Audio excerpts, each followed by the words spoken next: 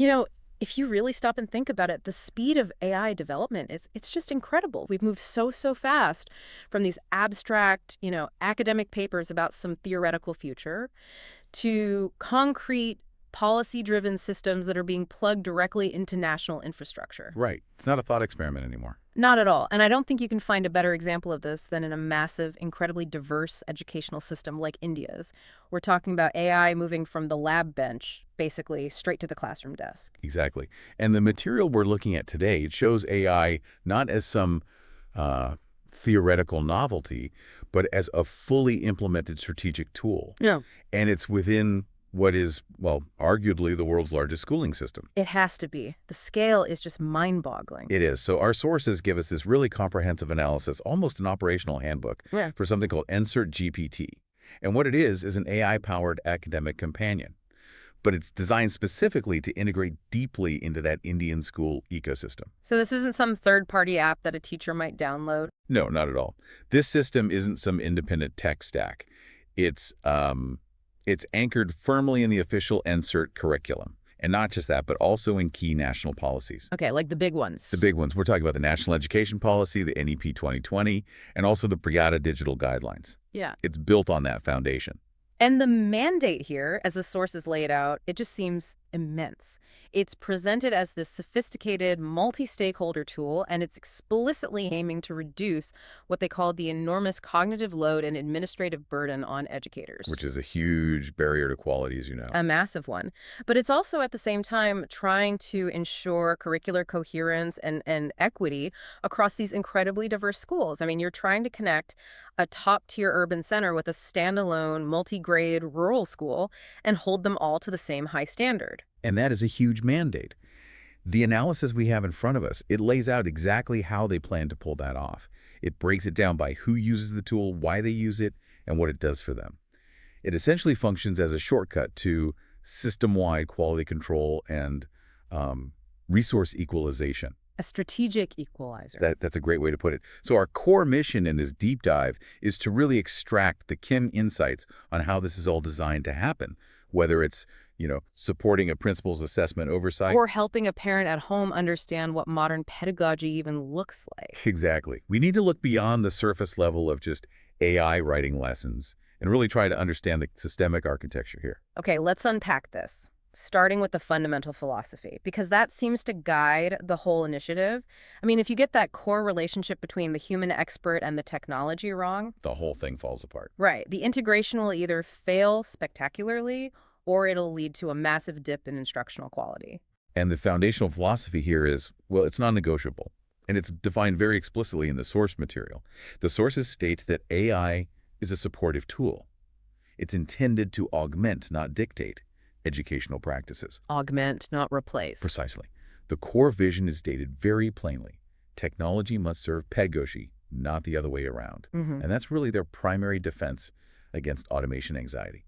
It sets the tone for everything, for professional roles, for the system design, all of it. That is a critical distinction, especially when you're talking about large language models, which, have the capacity to take over entire creative or drafting tasks. But here's a question. What if the teacher, who's facing these massive time constraints, just chooses not to edit the boilerplate that the AI generates? What structural safeguards are built in to prevent that kind of immediate, uncritical implementation, to stop the erosion of teacher agency? That's the exact challenge, and the system designers seem to have addressed it through some very deliberate constraints. The design limits NCERT GPT primarily to handling what they call mechanical drafting tasks and low-value drafting tasks. Okay, so what does that mean in practice? Think of the routine, the really time-consuming parts of the job, like generating a standardized lesson plan outline, not the full plan, but the outline, or drafting administrative policy documents based on a pre-approved template. Or maybe creating the initial batch of basic practice questions that are mapped to a specific learning outcome ID. Big grunt work. Basically, by offloading these high-volume, low-creativity elements, the system frees up crucial cognitive bandwidth. So teachers and principals can then focus on the high-value pedagogical and leadership responsibilities. Like deep student mentoring, nuanced classroom observation, or customizing instruction for very specific local challenges. That's it. It handles the scaffolding and the sheer volume of paperwork, which allows the expert, the human educator, to apply their complex, nuanced professional judgment where it matters most. In the human interaction parts of the job. Precisely. And the key mechanism for preserving that teacher agency and professional identity, it lies in the nature of the output itself. So AI-generated materials, whether they're assessment blueprints, teaching aids, or progress reports, they are consistently described in the source material with language like drafts, starting points, or scaffolds. So they're explicitly not finished products. Never. They are not meant to be implemented verbatim. The system mandates that they require human review, contextualization, and professional judgment before they can ever be deployed. This mandatory editorial stage, that's the explicit safeguard against automation, eroding the teacher's core role as a designer and a critical thinker. So it shifts the teacher's role from being the generator of the raw material to being the expert curator and editor of it. Exactly right. Okay, let's look at the policy anchors. You mentioned them earlier. This alignment seems critical for a tool that's operating at a national level. NCERT GPT isn't some rogue Silicon Valley product dropped into the system. It's anchored to these national curriculum frameworks. How does that alignment actually work to ensure compliance and deep relevance? This deep anchoring is absolutely vital for maintaining compliance and relevance across such a massive, diverse landscape. So first, you have the rigorous NCERT curriculum alignment. The underlying model is extensively configured to foreground NCERT-aligned examples, specific learning outcomes, and approved pedagogical approaches. How do they enforce that technically? It's achieved by tagging all the generated content with specific metadata. So everything gets a chapter ID, a learning outcome ID, and a cognitive level tag, which the teacher then has to verify. This is a very deliberate effort to minimize what they call curricular drift. Curricular drift, you mean where local interpretations or maybe commercial materials start to diverge from the unified national standard? That's it, exactly. This guarantees that the AI's output is conceptually sound and nationally relevant. It's a form of system-wide quality control. And this feeds directly into the spirit of the new national policy, I assume. It does, perfectly. Second, it directly supports the National Education Policy, NEP 2020 vision. The NEP, as you know, mandates this crucial shift away from traditional rote memorization and towards competency-based pedagogy, critical thinking, and experiential learning. Which is a huge cultural shift for any system. A massive one. And NCERT GPT is engineered to facilitate that cultural shift at scale. It does this by specializing in generating question formats and activities that demand application, analysis, and higher-order thinking skills eye to eyes. So it's supporting the implementation of that new policy direction in every single classroom, even in schools that have limited access to professional development resources. So it's not just a digital typewriter for the old curriculum. It's an active enablement layer for the new pedagogical vision. That's a perfect way to describe it. And the third anchor, it addresses the necessary ethical and security guardrails. The Pragata guidelines. Exactly. These are the national guidelines for digital education. NCERT GPT explicitly emphasizes strict adherence to these guidelines for safe, minimal, and purpose-specific use of technology. For example, Pragata requires specific data minimization practices. The AI must ensure strict anonymization of any PII, any personally identifiable information, and it mandates that no sensitive student data is ever used for model training purposes. For a system managing data across millions of students and staff, this compliance isn't optional. It is the absolute foundation of trust. that makes perfect sense. You build the structure based on national guidelines, and then you enable the educators to fill in the local flavor. So how does this structure impact the institutions themselves, especially when you contrast the needs of a massive, well-resourced school chain with a highly constrained, standalone rural school? I mean, these are functionally two completely different user environments. This is where the strategic design really reveals its brilliance, because the tool is customized to serve two vastly different constituencies, almost simultaneously. Our sources detail the distinct needs of these large multi-school chains and the individual standalone schools, and how the AI's function almost inverts depending on who the user is. Okay, so let's start with the big ones, the large school chains. They already have central offices, they have standardized infrastructure, curriculum teams. What unique incremental value does NCERT GPT offer them beyond just, making things a bit more efficient? For these multi-school organizations, NCERT GPT functions primarily as an infrastructural layer.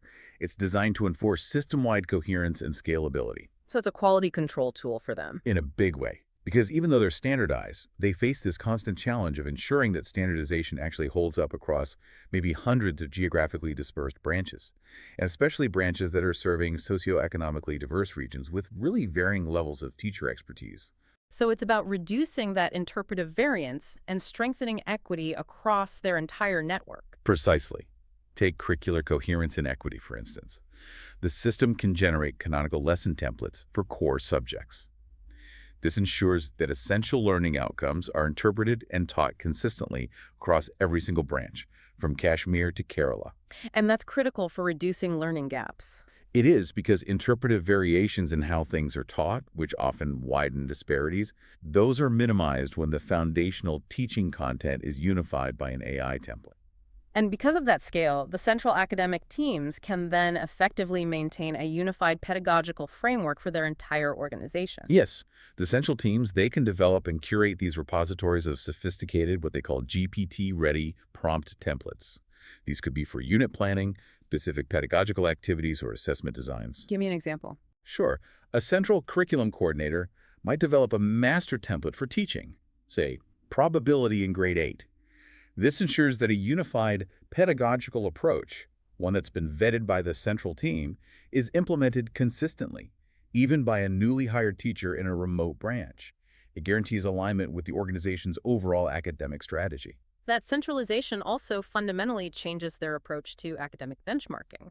Yeah. If everyone is teaching from the same foundational structure, you can generate far more accurate and, more importantly, comparable assessment data. Absolutely.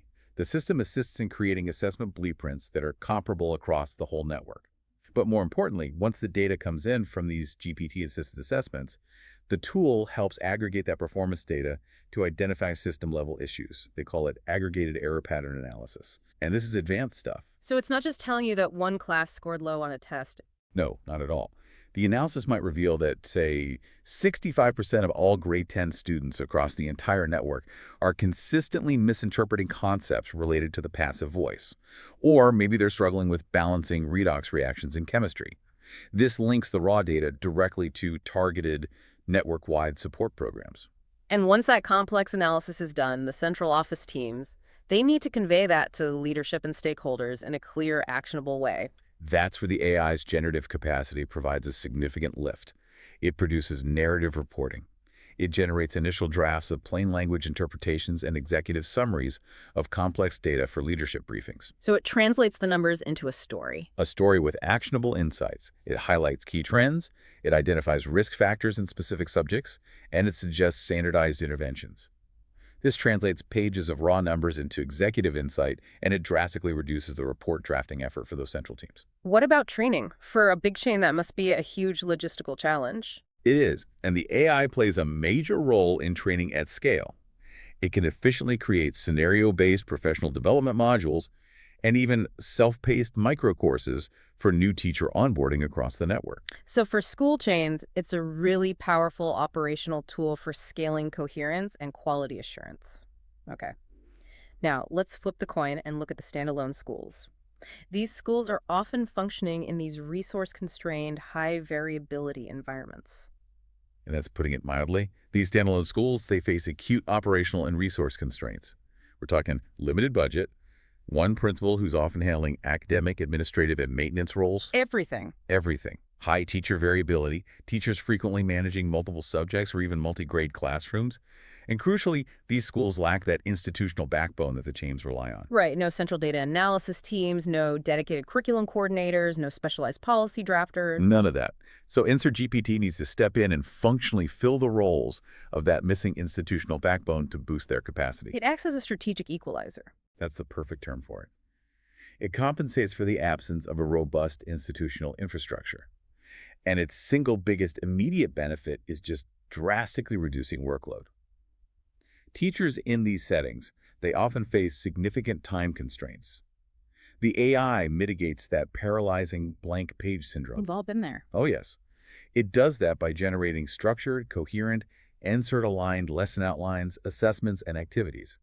This frees teachers from those low-value drafting tasks that previously just consumed all of their precious planning time. And given that these teachers are often teaching heterogeneous classrooms, Mixed ability, sometimes even mixed grade differentiation must be an enormous challenge. It is, and addressing classroom heterogeneity is a core function of this equalizer role. The tool can rapidly provide multi-layered explanations, analogies, and varied representations of difficult concepts. Whether it's understanding algebraic manipulation or explaining monsoon climate patterns, he can give you 3 different ways to explain it. Which helps support instruction in those mixed ability classes. Exactly. This versatility assists teachers in differentiating instruction, creating 3 different versions of an activity without the substantial preparation time that was previously required.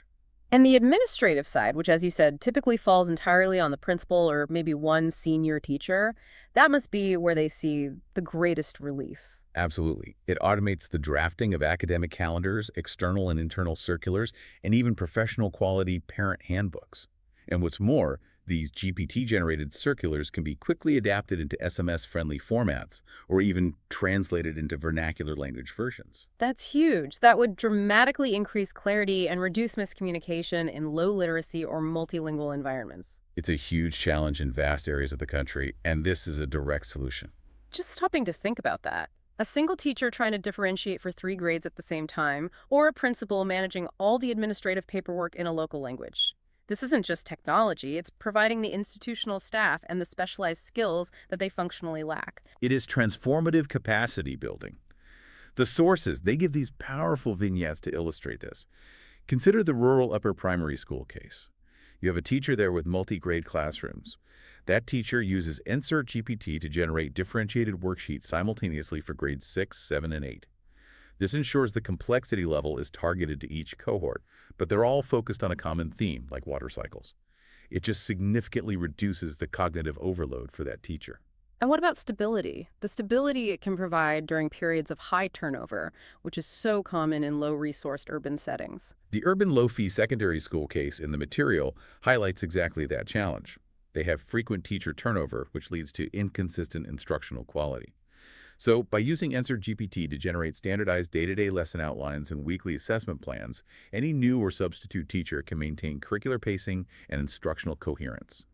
It effectively stabilizes the school's core function, despite those staffing fluctuations. Here's where it gets really interesting, I think. Let's look at the professionals whose daily lives are being fundamentally transformed here, the principals and teachers, and how their core jobs are actually changing. Right, so in this AI-augmented environment, the principal's role is strategically redefined. They are shifting their focus from being primarily an administrative manager, drafting endless documents and schedules, to becoming a dedicated instructional leader. Their main job becomes monitoring curriculum quality, assessment alignment, and targeted teacher development. How does the AI support that crucial shift in academic leadership? Because moving from manager to instructional leader, that's a massive intellectual lift for anyone. It is. One key area is curriculum leadership and alignment. Principals can use the GPT to rapidly review and standardize lesson plans that are submitted across all their classrooms. This ensures that every student is getting equitable exposure to the NCERT curriculum.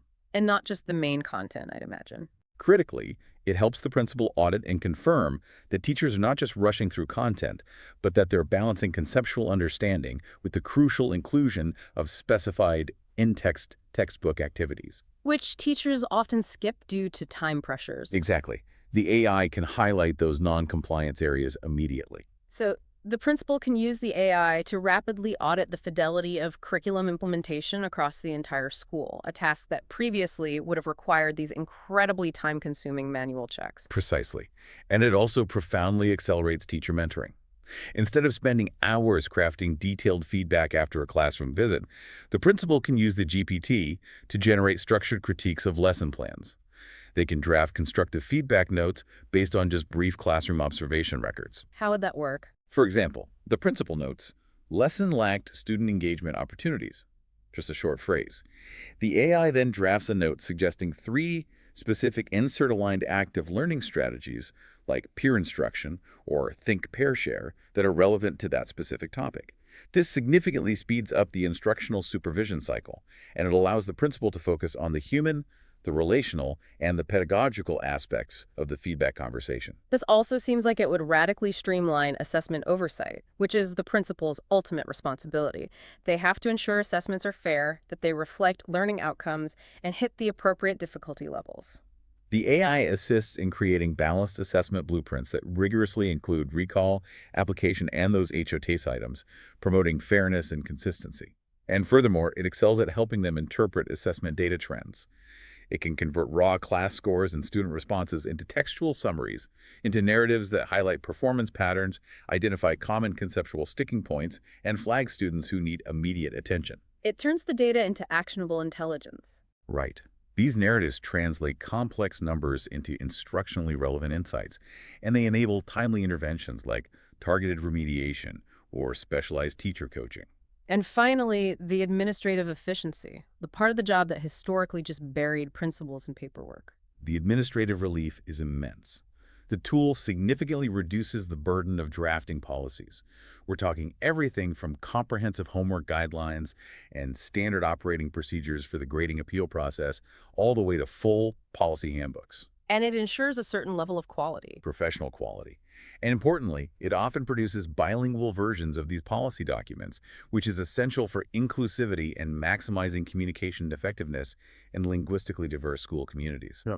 All while minimizing the principal's non-instructional drafting time. Okay, now for the teachers. They are positioned in the system as cognitive partners and instructional designers. How does NCERT GPT support their intensive daily workflow? For teachers, the AI is positioned as a powerful design tool. So, regarding lesson preparation, it streamlines their planning by generating these detailed NCERT-aligned outlines. And these outlines seamlessly integrate the learning outcomes, the starter activities, and importantly, flows that effectively integrate the required in-text textbook exercises. And it's not just one size fits all. Not at all. Teachers can request multiple variants of the same activity, so they could ask for a visual activity, a group debate, and an individual written response for the same concept. This really matches the specific class dynamics and profoundly supports responsive planning. And what about supporting their foundational knowledge, their pedagogical content knowledge, or PCK? This is the knowledge of how to best teach a specific topic. Yes, clarifying PCK is essential, especially for new teachers or teachers who've been asked to swap subjects. NCERT GPT provides what they call multi-layered explanations of difficult topics. Things like the nuanced differences between rational and irrational numbers, or the mechanism of heredity, or complex algebraic manipulation. And it can adjust the level. Yes, at varying difficulty levels. Primary, middle school, or advanced. This helps teachers improve their own subject mastery and rapidly develop differentiation strategies. It can also generate detailed diagnostic questions and effective counterexamples to address known, common student misconceptions about a given topic. But I have to ask, are teachers comfortable trusting the AI for their own PCK reinforcement? That sounds like a pretty big leap of trust. That's a great question, and it's why the system is designed for triangulation. The AI output is always anchored to the NCERT framework, which acts as the trusted source of truth. So the teacher uses the AI-generated explanation as a starting point, but then they validate it against the official textbook and, of course, their own expertise. The AI is serving as a specialist research assistant, bringing multiple perspectives and methods to the teacher's fingertips instantly. Let's talk about the assessment cycle and providing meaningful feedback, which is notoriously time-consuming for teachers. It is transformative in this area. The AI can create draft question papers that are mapped rigorously by cognitive level, using Bloom's taxonomy. It can generate detailed analytic rubrics for complex open-ended tasks. And most critically, it can help convert raw student responses into structured, descriptive feedback notes. So the feedback is not just good work or a grade. No, it's specific, targeted, and timely. For example, it might generate, your introduction is clear, but your analysis of the third primary source lacks supporting evidence from the text on page 45. This enhances the power of formative assessment significantly. That speed and precision also makes robust differentiation practical and not just a theoretical ideal. Absolutely. It can rapidly generate tailored resources. For struggling learners, it provides remedial worksheets, simplified concept notes, or tiered practice. For the high-ability students, it can generate enrichment tasks like interdisciplinary projects, complex HESX questions, or even extensions into related advanced topics. This ensures the teacher can actually cater to the wide learning disparities found in so many classrooms without having to manually craft specialized resources for every segment of the class overnight. Okay, now let's consider the people at the absolute center of the classroom, the students, and the crucial role of their partners at home. How is this system designed to support the overall learner ecosystem? For students, NCERT GPT functions as a cognitive companion, and it's designed explicitly to foster autonomy and strengthen self-regulated learning skills, SRL skills. The goal isn't dependency at all. It's promoting self-directed, productive help-seeking, which leads to better conceptual mastery and long-term retention. So how does it help them tackle the conceptually dense insert content? I mean, those textbooks can often be overwhelming for a young learner. For textbook comprehension, the tool can generate simplified scaffolded explanations. It can create structured summaries and concept maps to help students engage with that dense textbook content and all the technical vocabulary.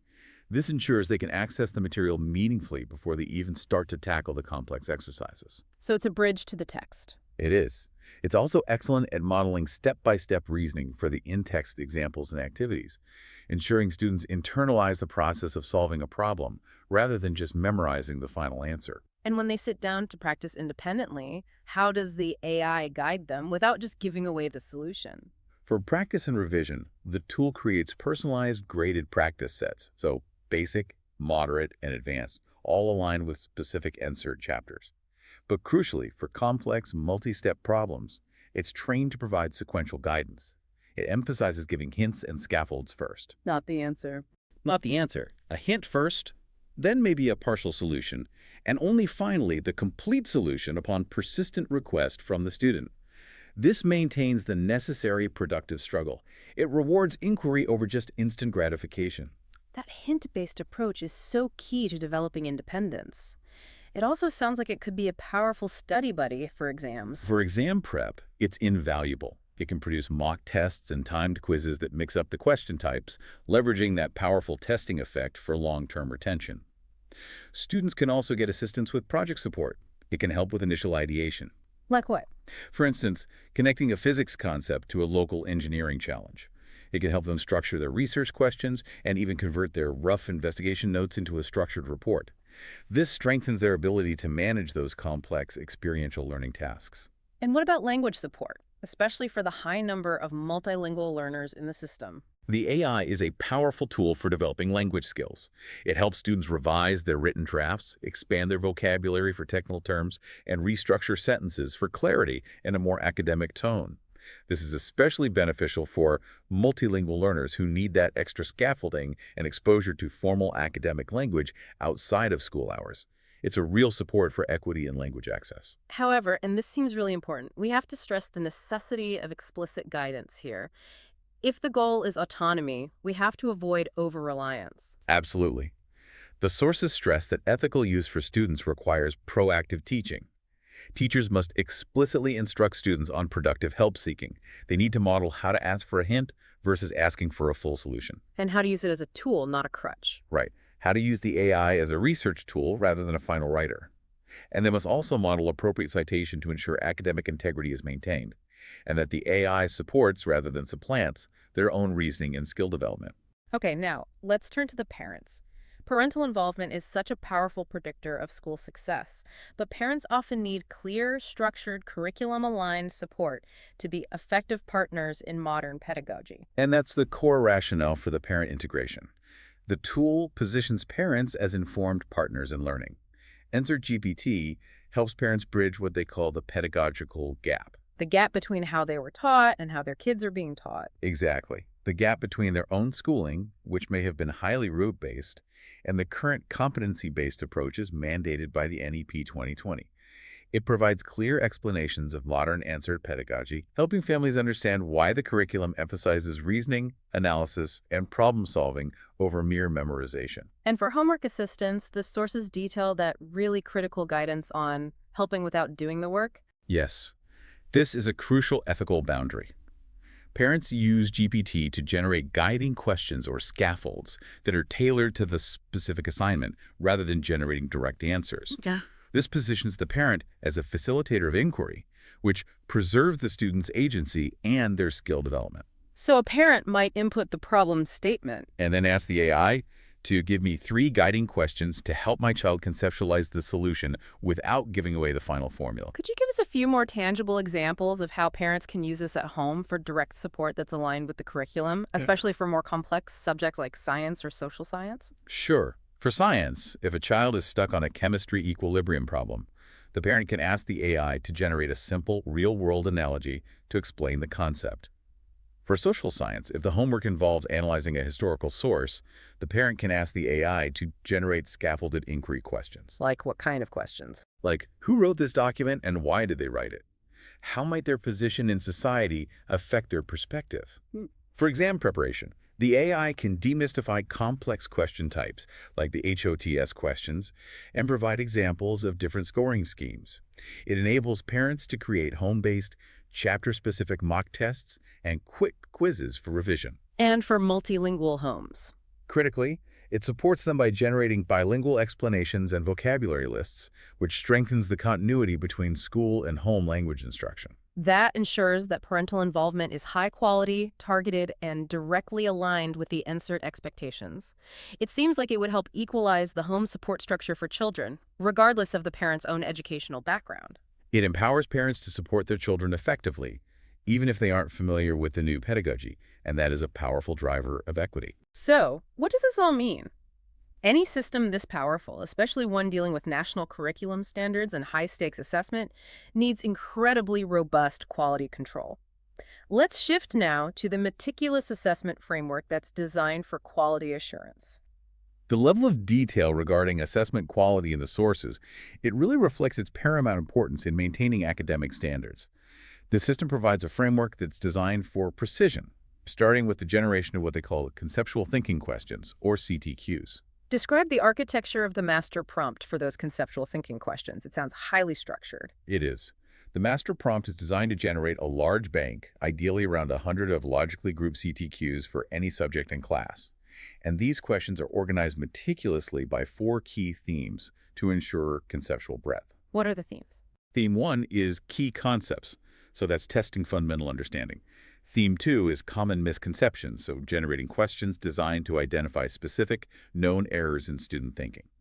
Then Theme 3 is application to real life, requiring students to use the concept in a novel, real-world context. And finally, Theme 4 is higher-order reasoning, demanding analysis, synthesis, or evaluation. So it's comprehensive. And beyond that, the CTQs are required to include a mix of difficulty levels, foundational, intermediate, and advanced cards, and they must target specific cognitive skills like analysis and evaluation, moving rigorously beyond simple rote recall. That ensures a very comprehensive question bank is generated every time. What about multiple choice questions? MCQs are the standard for large-scale automated testing. Right. And the sources provide these highly structured templates for creating valid and balanced MCQs. They're categorized by cognitive demand to ensure the assessments are comprehensive and reflective of the NEP's mandate. There are 5 core templates, and they're designed specifically to prevent the creation of those low-quality, recall-focused questions that plague so many standardized tests. This is where we need to dive in. Walk us through those 5 MCQ templates and the specific cognitive demands they each represent. Certainly. Template A is for conceptual MCQs.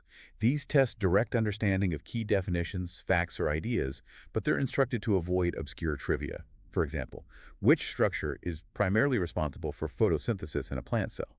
That's recall and understanding. Straightforward. What's next? Template B is for application-based MCQs.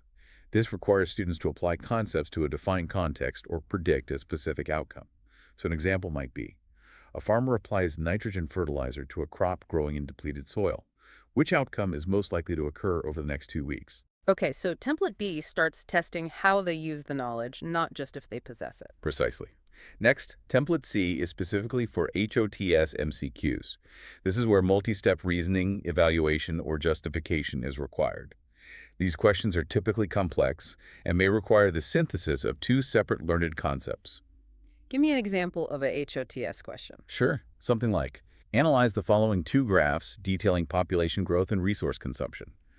Based on the trends shown, which economic policy is best justified to ensure long-term sustainability? That's analysis, evaluation. Pure HOTS. That significantly raises the bar for assessment quality. It does. Template D covers case-based MCQs. This format uses a short, contextual scenario, an extended description, or a mini passage to drive a cluster of related questions. This closely aligns with modern scenario-driven assessment and tests comprehension and contextual application simultaneously. And the last one. Finally, Template E covers data and graph-based MCQs. These are essential for assessing scientific and numerical literacy. They require students to interpret charts, tables, diagrams, or graphs to derive a correct conclusion or identify a trend. For example, based on the provided climate chart showing rainfall over 50 years, what is the most significant trend regarding seasonal variability? That's data interpretation and scientific literacy. That level of structuring 5 different cognitive templates, that's a massive undertaking. But generating them is only half the battle. How do you maintain the technical quality? You are right. You need rigorous quality assurance.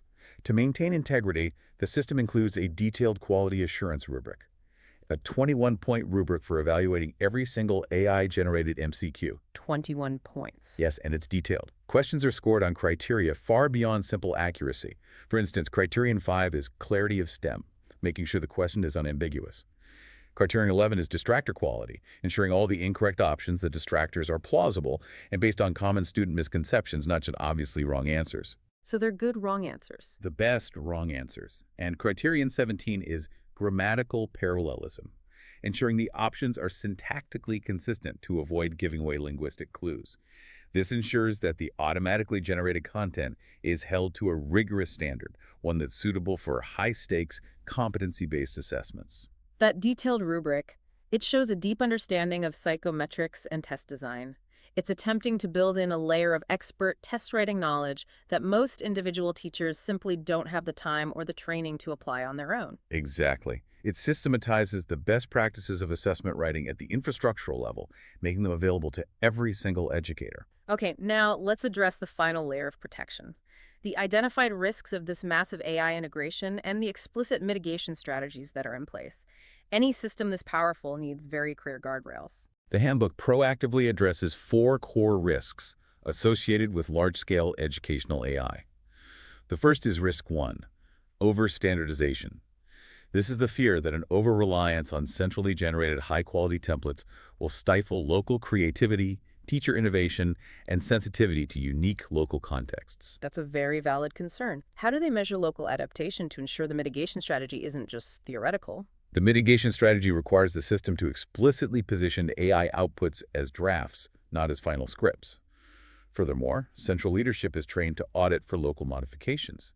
They look for evidence in submitted lesson plans that teachers have added contextual examples, local anecdotes. Like changing an example involving a train to one involving a bullock cart. That's a perfect example. The system demands human peer review and mandatory contextual adaptation by teachers. It effectively measures the distance between the AI draft and the final delivered lesson plan. The second core risk is the erosion of agency. Risk 2, teacher and student agency. The concern is autonomy erosion or eventual over-reliance on AI scaffolding, leading to weakened independent thought. And mitigation. The mitigation strategy, as we've discussed, emphasizes augmentation over replacement for teachers. For students, it requires school-level digital literacy programs to explicitly teach and track productive help-seeking behaviors using hints and scaffolds, and to guide students away from asking for direct answers. Risk number 3 has to be data security. Given the national scale and the sensitive nature of student data, this is paramount. Risk 3. Data privacy and security require strict adherence to national frameworks. The mitigation is simple. Adhere to the PREGATA guidelines for safe, minimal, and purpose-specific data handling. Internal policies on data protection and consent are mandatory for usage. No student PII is used to train the general model, and data retention policies are strictly limited to immediate pedagogical purposes. Okay, and the last one. And finally, the universal concern with generative AI. Risk 4. Academic integrity. The risk of students misrepresenting AI-generated content as their original work. The mitigation strategy here involves a shared responsibility. Schools must incorporate responsible use guidelines into their digital citizenship programs. And they have to ensure teachers model and teach appropriate citation practices, emphasizing that the output is a starting point for thinking, not a substitute for it. You know, what strikes me most about this whole analysis is the incredibly holistic nature of the NCERT GPT initiative. It's not a single application for one task. It's a complete operating system for curriculum delivery and institutional management. It is. It's an entire system designed to improve academic quality, coherence, and support across all 6 of those stakeholder groups, from system administration all the way down to the home study table. It functions as an enabling infrastructure for curriculum-aligned, data-informed, and ethically grounded schooling practices, provided that its use is framed within robust human oversight and professional judgment. Which the policy explicitly requires. Right. And the powerful tension this system manages is truly fascinating.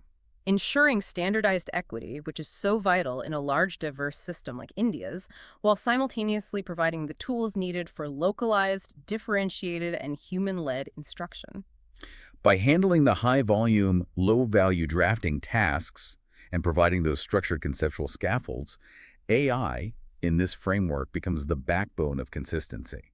It ensures that every teacher, regardless of their geographical location, their training level, or their local resource access, has access to the starting point of high-quality, policy-aligned instruction. This system seeks to use AI to equalize resources, to make the small, standalone school as pedagogically capable, in terms of resource provision, as the large, well-resourced chain. And this makes you wonder, what broader role might AI play in future educational systems, not just in India, but globally, to bridge that resource gap between the affluent school systems and the constrained ones? If technology can provide institutional resources like curriculum coordinators and assessment experts where none existed before, that potentially reshapes global equity in education. The potential for the democratization of institutional infrastructure is just immense. It moves the conversation beyond mere classroom efficiency to system-wide capacity building. If quality assurance and high-level design support become accessible everywhere, the global landscape of educational parity fundamentally changes. That's a profound thought to end on. Thank you for this incredible deep dive into the strategic, policy-driven integration of AI in the Indian school ecosystem.